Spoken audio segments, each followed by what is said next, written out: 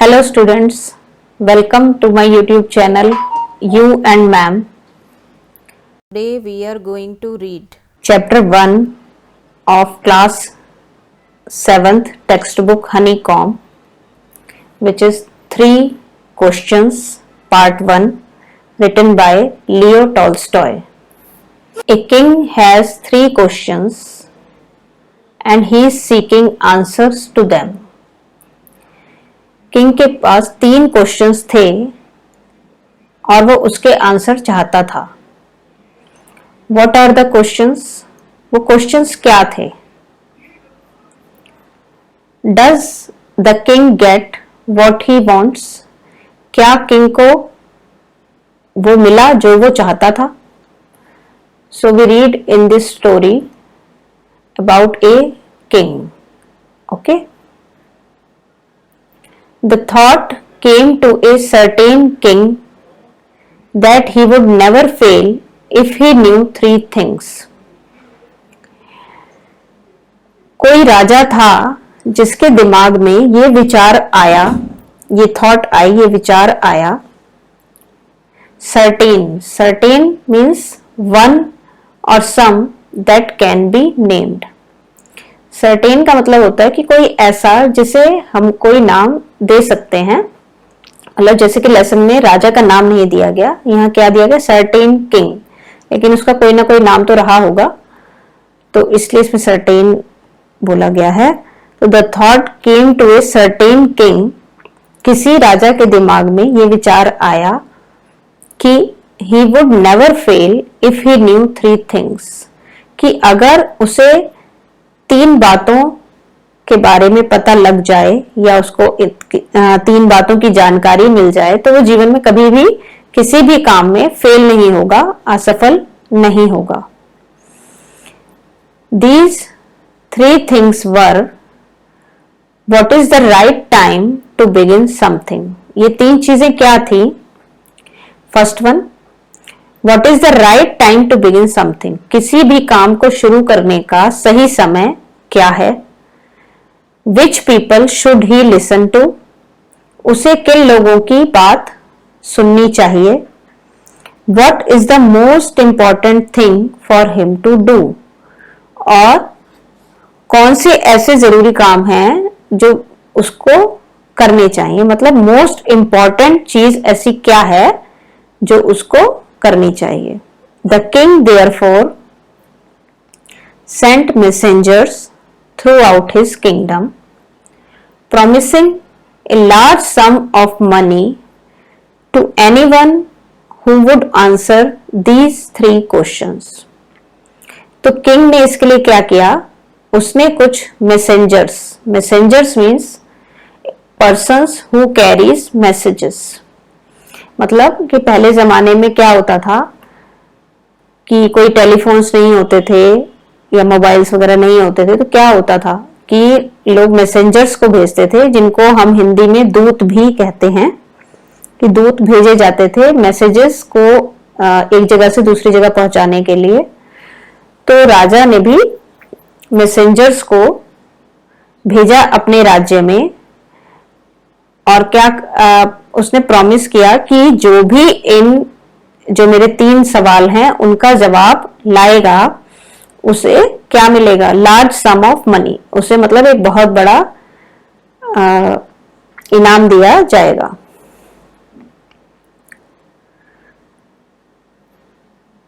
Many wise men came to the king, but they all answered his questions differently. बहुत सारे vice man, vice means intelligent persons, मतलब जिनको हर चीज के बारे में जानकारी होती है, उनको हम क्या कहते हैं? वाइस मैन, जो मतलब एक्स्ट्राऑर्डिनरी होते हैं. तो बहुत सारे ऐसे वाइस मैन राजा के पास आए, but they all answered his questions differently, लेकिन सभी ने उसके जो सवाल थे उनका अलग अलग जवाब दिया. In reply to the first question, some said, the king must prepare a timetable and then follow it strictly. जो उसका फर्स्ट क्वेश्चन था, क्या था राजा का फर्स्ट क्वेश्चन था, what is the right time to begin something. मतलब किसी भी काम को करने का सही समय क्या है, ये राजा का फर्स्ट क्वेश्चन था। तो इसके जवाब में जो जितने भी लोग आए उन्होंने क्या आंसर दिया, उनमें से कुछ ने कहा कि the king must prepare a time table and then follow it strictly, कि राजा को ये जानने के लिए कि सही समय क्या होता है काम करने का, तो उसको इसके लिए क्या करना चाहिए कि एक टाइम टेबल बना लेना चाहिए और स्ट्रिक्टली उसको फॉलो करना चाहिए। Only in this way they said could he do everything at its proper time. तो उन्होंने बोला कि यही एक तरीका है जिससे वो अपने सारे काम सही समय पर कर पाएगा। Others said that it was impossible to decide in advance the right time for doing something. तो कुछ लोगों ने कहा कि ये तो एक असंभव सी बात है किसी भी चीज का प्रॉपर टाइम जानने का, कि कौन सा सही समय है जिस पर हम सही कोई काम कर सकते हैं, तो ये संभव ही नहीं है। The king should notice all that was going on, avoid foolish pleasures and, तो उन्होंने कहा कि राजा को नोटिस करना चाहिए, नोटिस मतलब कि उसको हर चीज पे ध्यान देना चाहिए जो भी उसके आसपास होता है। All that was going on, avoid foolish pleasures, उसे foolish pleasures को अवॉइड करना चाहिए। foolish pleasures का मतलब यहाँ पर है कि पहले जो राजा महाराजा होते थे वो गीत संगीत या डांस वगैरह देखने में मस्त रहते थे, अपने ही मौज मस्ती में मस्त रहते थे। तो वो कहते थे कि ऐसे फुलिश प्लेजर्स को राजा को अवॉइड करना होगा, मतलब अपना समय वो व्यर्थ ना करे, उसके आसपास जो कुछ भी हो रहा है उसे उसकी पूरी जानकारी होनी चाहिए। और always do whatever seem necessary at that time, और उस समय पर जो भी आवश्यक काम हो वो उसे करने चाहिए। Yet others said that the king needed a council of wise men who would help him act at the proper time.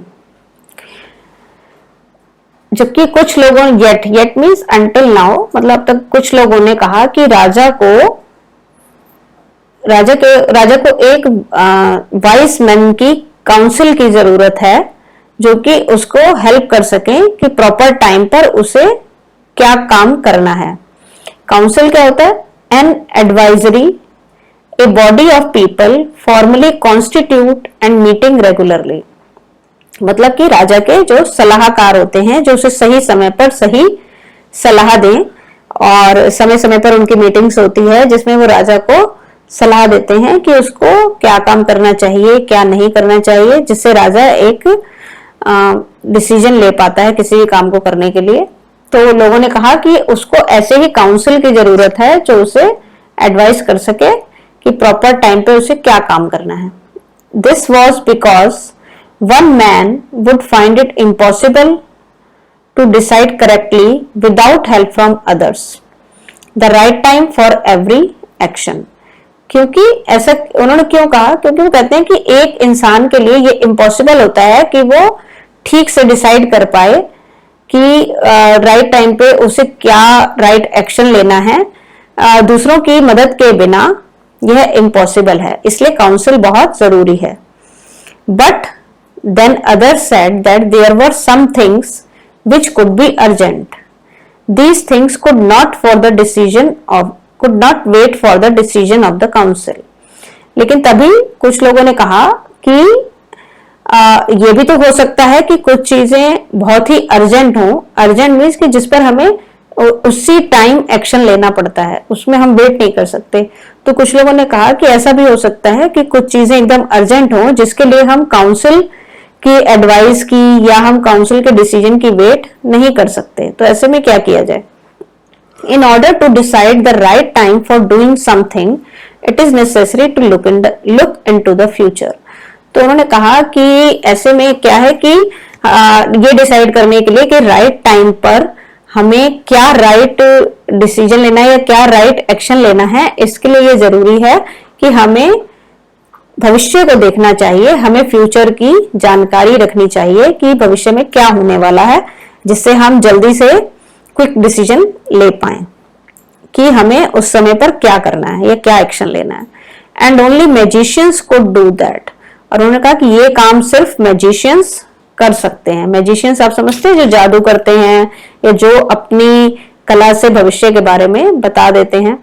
The king therefore would have to go to magicians. उन्होंने कहा कि राजा को मैजिशियंस के पास जाना चाहिए। In their answers to the second questions, अब उन्होंने कहा सेकंड क्वेश्चंस के जवाब में उन्होंने क्या कहा कि सेकंड क्वेश्चन क्या था राजा का सेकंड क्वेश्चन क्या था? उसका क्वेश्चन था कि ऐसे कौन से लोग हैं जिनकी बात उन्हें सुननी चाहिए या जिनको उन्हें अपने आसपास रखना चाहिए। तो इस क्वेश्चन के जवाब में क्या उसको आंसर्स मिले? Some said that the people most necessary to the king were his counselors. Others said the priests. कुछ लोगों ने कहा कि राजा के लिए सबसे जरूरी है उसके काउंसलर्स। काउंसलर क्या होते हैं? जैसे भी मैंने आपको बताया था, काउंसिल क्या होती है? एक वाइस मैन का ग्रुप होता है जो राजा को एडवाइस देने का काम करते हैं। और जो काउंसलर्स होते हैं वो कौन होते हैं? Members of the council. मतलब इस काउंसिल में जितने भी जो व्यक्ति इंक्लूडेड होते हैं, जो राजा के सलाहकार होते हैं, उनको क्या कहा जाता है? काउंसलर। तो कुछ ने कहा कि राजा के लिए काउंसलर सबसे जरूरी है, जो उसके आसपास रहने चाहिए उसे सलाह देने के लिए, और राजा को उनकी बात माननी चाहिए।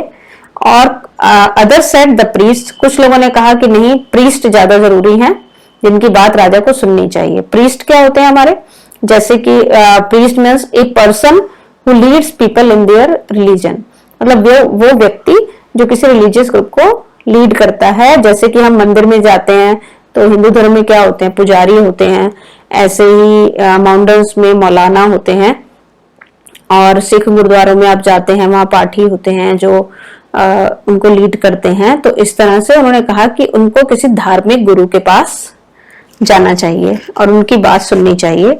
A few others choose the doctors, कुछ ने कहा डॉक्टर्स जरूरी हैं राजा के लिए। And yet others said that his soldiers were the most necessary, जबकि बाकी लोगों ने क्या कहा कि नहीं, राजा के लिए उनके सोल्जर सबसे ज्यादा जरूरी हैं। तो सबने अलग अलग उसको आंसर दिए कि कौन से लोग राजा के लिए जरूरी हैं और किनकी बात उसे सुननी चाहिए। To the third question, some said science, others choose fighting and yet others religious worship. तो राजा का थर्ड क्वेश्चन था कि ऐसे क्या काम है जो उसे करने चाहिए। तो उनमें से कुछ का जवाब था साइंस, किसी ने कहा फाइटिंग, और किसी ने कहा कि रिलीजियस वर्शिप मतलब धार्मिक पूजा पाठ। तो इस तरह उसे अपने सब सवालों के अलग अलग जवाब मिले। As the answer to his questions were so different, तो उसके सभी क्वेश्चंस के आंसर उसको इतने डिफरेंट मिले कि the king was not satisfied and gave no reward, कि राजा को संतुष्टि नहीं हुई, राजा सेटिस्फाइड नहीं था उन जवाबों से, इसलिए उसने किसी को भी रिवार्ड नहीं दिया। रिवार्ड मीन्स कि जब कोई हमारे लिए कोई अच्छा काम करता है तो हम उसे प्राइज देते हैं। Something that you give to somebody for something good और useful that they have done for you. मतलब जब कोई आपके लिए कुछ अच्छा करता है, कुछ यूजफुल करता है, तो आप उसे कुछ गिफ्ट या कुछ प्राइज देते हैं, that is called reward. Instead he decided to seek the advice of a certain hermit. तो किसी को भी उसने कोई रिवार्ड नहीं दिया क्योंकि उसे कोई संतुष्टि नहीं थी उनके जवाबों से। तो इसके बजाय उसने क्या डिसाइड किया कि वो किसी हर्मिट की सलाह लेगा। Hermit means a person living a simple life alone, मतलब एक सादा जीवन जीने वाला सन्यासी। ठीक है, जो अकेले रहते हैं, सिंपल लाइफ जीते हैं, जिन्हें कोई मोहमाया नहीं होती, वह संसारिक सुखों को त्याग चुके होते हैं, उनको क्या कहते हैं हम? हर्मिट। तो कहता है कि मुझे एक हर्मिट की सलाह लेनी पड़ेगी। Who was widely known for his wisdom, जो अपनी विजडम के लिए जाना जाता हो। Wisdom, what is wisdom? Wisdom means the state of knowing and understanding a lot about many things, मतलब वो स्थिति जिसमें आप बहुत सी चीजों के बारे में काफी अच्छे से जानते हैं और आप एक्सपीरियंस्ड हो चुके होते हैं और आपकी समझ सब चीजों में बहुत ज्यादा अच्छी होती है और अंडरस्टैंडिंग आपकी बहुत ज्यादा अच्छी होती है। तो उस स्टेट को हम कहते हैं विजडम। तो wisdom is the state of knowing and understanding a lot about many things. ठीक, तो जैसे कि हम अपने धार्मिक गुरुओं के पास जाते हैं या कोई बड़े संत महात्मा के पास जाते हैं, इसलिए क्योंकि हमें लगता है कि उनको बहुत ज्यादा नॉलेज है, एक्सपीरियंस है, तो हम उनसे सलाह लेते हैं, तो that is called wisdom. The hermit lived in a would which he never left. Hermit, would means a forest, forest में रहता था जो वो कभी नहीं छोड़ता था। He saw no one but simple people, so the king put on ordinary clothes. वो किसी से भी नहीं मिलते थे, वो सिर्फ साधारण लोगों से मिलते थे, इसीलिए राजा ने भी अपने राजसी वस्त्र त्याग कर ऑर्डिनरी क्लोथ्स पहनकर वो उनके पास गए। Before he reached the hermit's hut, the king left his horse with his bodyguard and went on alone. Hermit की हट के पास पहुंचने से पहले ही राजा ने अपना घोड़ा वहीं अपने बॉडीगार्ड्स के पास छोड़ दिया और अकेला वहां जाता है वो। As the king came near the hermit's hut, he saw the hermit digging the ground in front of his. जैसे ही राजा हर्मिट की हट के पास पहुंचते हैं तो क्या देखते हैं कि हर्मिट ग्राउंड को डिग कर रहे हैं अपनी हट के सामने। डिग मीन्स ब्रेकअप और moving earth with a tool, मतलब कि एक टूल की मदद से, किसी औजार की मदद से धरती में कुछ गड्ढा करना या खोदना, उसको हम क्या कहते हैं? डिगिंग। जिसके लिए अक्सर हम किस चीज का इस्तेमाल करते हैं? फावड़े का, that is called spade. Okay. He greeted the king and continued digging. तो उसने किंग को ग्रीट किया। ग्रीट मीन्स जैसे आप किसी से भी मिलते हैं, हेलो हाय कहना, गुड मॉर्निंग करना, मतलब उनको स्वागत के रूप में उनको कुछ ऐसे शब्द कहना, तो उनको कहते हैं हम ग्रीटिंग्स। ठीक है। तो ही greeted the king and continued digging. उन्होंने किंग को ग्रीट किया और फिर से अपनी वही डिगिंग उन्होंने कंटिन्यू की, मतलब वो डिग करते रहे। The hermit was old and weak, as he worked he breathe heavily. जो हर्मिट थे वो बूढ़े और कमजोर थे, इसलिए जब वो काम कर रहे थे तो ब्रीथ हैविली मतलब उनकी सांस फूल रही थी, मुश्किल से वो सांस ले पा रहे थे। The king went up to the hermit and said, I have come to you wise hermit to ask you to answer 3 questions. वो कहते हैं कि मैं आपके पास आया हूं अपने 3 सवालों के जवाब पूछने के लिए। How can I learn to do the right thing at the right time. तो उसने अपने वो तीनों क्वेश्चंस उसके सामने, हर्मिट के सामने रिपीट किए, जिसमें फर्स्ट वन क्या था? How can I learn to do the right thing at the right time. मैं ये कैसे सीख पाऊंगा कि मुझे सही समय पर कौन सी सही काम करना है। Who are the people I need most. Second question क्या था कि वो कौन से लोग हैं जिनकी मुझे सबसे ज्यादा जरूरत होगी। And what affairs are the most important. और वो कहता है ऐसे कौन से काम हैं जो करना मेरे लिए सबसे ज्यादा जरूरी है। तो ये तीनों क्वेश्चंस उसने हर्मिट के सामने रिपीट किए। The hermit listen to the king but did not speak. Hermit ने राजा को सुना लेकिन वो कुछ नहीं बोले। He went on digging. वो खुदाई करते रहे। You are tired said the king. राजा ने कहा कि आप बहुत थक गए हैं। Let me take the spade. Spade जैसा भी मैंने आपको बताया था, जिसको हम हिंदी में फावड़ा भी कहते हैं, टूल विद शार्प एज, मतलब एक शार्प एज होता है उसका। इसको आप कुल्हाड़ी भी कह सकते हैं, फावड़ा भी कह सकते हैं, जिसको कि हम फावड़ा नहीं, जैसे फावड़ा कह सकते हैं जिससे हम जमीन की खुदाई करते हैं। तो वो कहते हैं कि ये स्पेड मुझे दे दीजिए and work in your place, और मैं आपकी जगह पर काम करूंगा। Thanks said the hermit. Hermit ने कहा धन्यवाद। Giving the king his spade, और अपनी स्पेड उन्होंने राजा को दे दी। Then he set down on the ground, और वो वहीं जमीन पर बैठ गए थे। When the king had dug 2 beds, he stopped and repeated his questions. जब राजा ने 2 बेड्स खुदाई कर ली, 2 बेड्स खोद लिए, तो वो रुक गया और उसने फिर से अपने क्वेश्चंस रिपीट किए।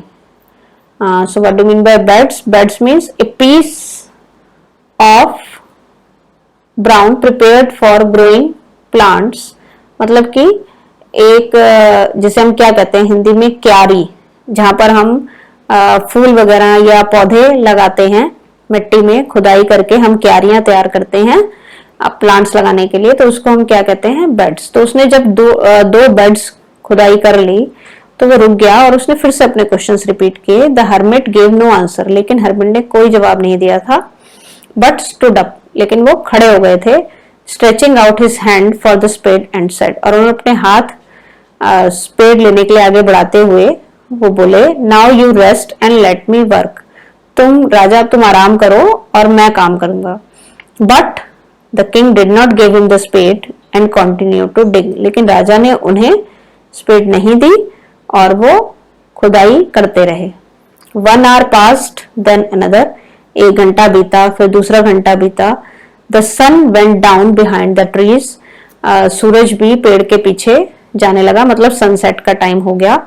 And at last the king stuck the spade into the ground and said, last में राजा ने स्पेड को ग्राउंड पर रख दिया, मतलब stuck means not able to move, मतलब वो उसको नहीं हिला रहे थे स्पेड को, और उन्होंने स्पेड को ग्राउंड पर रख दिया और बोला, I came to you wise man for an answer to my questions. मतलब उसका राजा का पेशेंस खत्म हो गया था, जब इतनी देर से इंतजार कर रहे थे कि हर्मिट उनके सवालों का जवाब देंगे, पर हर्मिट ने एक वर्ड भी उनसे नहीं बोला, तो उनका पेशेंस अब खत्म होने लगा, उनको अब सब्र नहीं हो रहा था। तो उन्होंने बोला कि हे सिद्ध पुरुष, मैं आपके पास अपने क्वेश्चंस का जवाब मांगने आया था। If you can give me no answer tell me so and I will return home. तो उन्होंने कहा, अगर आप मुझे जवाब नहीं दे सकते तो मुझे बता दो, मैं वापस चला जाऊंगा। Here comes someone running said the hermit, तभी हर्मिट बोले, हेयर कम्स समवन रनिंग, कोई यहाँ भागता हुआ आ रहा है। So this is the first part of the lesson 3 questions. In next video we will continue with our second part of this lesson. Hope you understand the first part. Try to revise its word meanings and go through it so that you can understand the second chapter easily. So we will meet you in the next video. Thank you so much. Bye bye.